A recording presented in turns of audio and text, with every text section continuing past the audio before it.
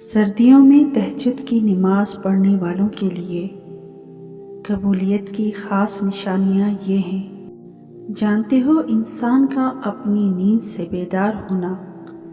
یقیناً ایک بہت مشکل کام ہے۔ پھر تھکان کے بعد جب رات کو سکون کی نیند سوتا ہے تو پھر اپنی نفس کو قربان کر کے اٹھتا ہے، کیونکہ رات کا اٹھنا، خاص طور سردیوں کی راتوں میں اٹھنا، یہ یقیناً ایک بہت مشکل کام ہے۔ لیکن آپ نے کبھی سوچا ہے کہ یہ ہوتا کب ہے؟ یہ تب ہوتا ہے جب آپ کو ایک بہت بڑی طلب ہو، آپ کو اللہ سے محبت ہو، آپ اللہ سے باتیں کرنا چاہتے ہوں۔ اور پھر بات بھی کب؟ جب آپ سکون کی نیند سونا چاہتے ہیں۔ اور یہ بہت بڑی سعادت کی بات ہے کہ سردیوں کی سرد ترین راتوں میں جب کوئی اٹھ کر اللہ کے سامنے کھڑا ہو جائے اور کہے کہ اے اللہ، میں آ گیا تیرے در پر، تو سوچیں کہ اللہ ایسے لوگوں سے کتنا خوش ہوتے ہوں گے،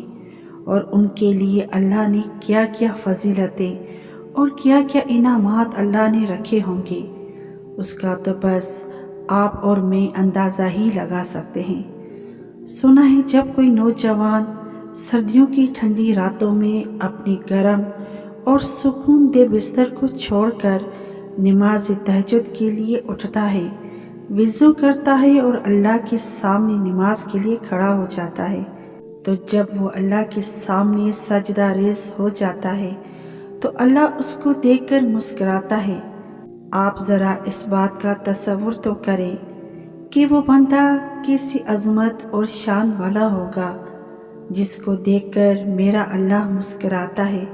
اور پھر اللہ فرشتوں کو گواہ بنا کر کہتے ہیں کہ اے ملائکہ،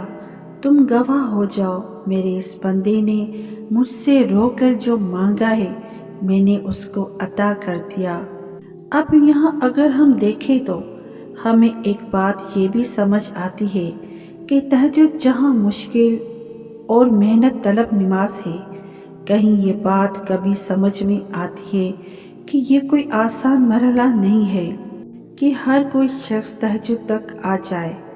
ہر کسی کو یہ سجدہ نصیب نہیں ہوتا، اور جسے اللہ چن لے اسے یہ سجدہ نصیب ہوتا ہے۔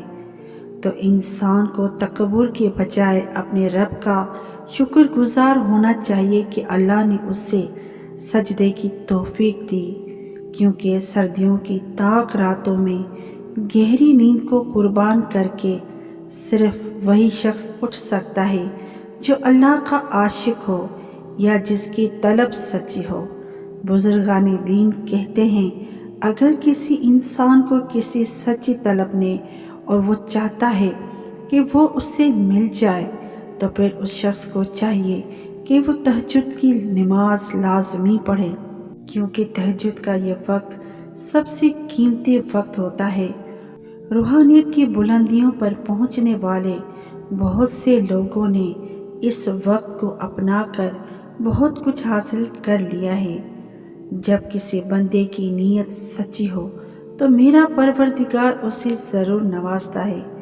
جس طرح اللہ تعالیٰ نے دن کی روشنیوں کے ڈھلنے کا وقت مقرر کر رکھا ہے، ویسے ہی اس نے رات کی اندھیروں کا ختم ہونا بھی لکھ رکھا ہے، اور سردیوں کی اندھیری راتوں میں تہجد کی طویل سجدوں کے ساتھ رو رو کر اللہ کو اپنا حال دل سناتے ہیں، تو اللہ ہمیں سمجھاتا ہے، اے میرے پیارے بندے، میں تیری تہجد کی دعاؤں سے تیری زندگی کے اندھیروں کو بھی نکال دوں گا اور ان کو دن کے اجالوں میں بدل دوں گا، تو اپنی مانگی ہوئی دعاؤں پر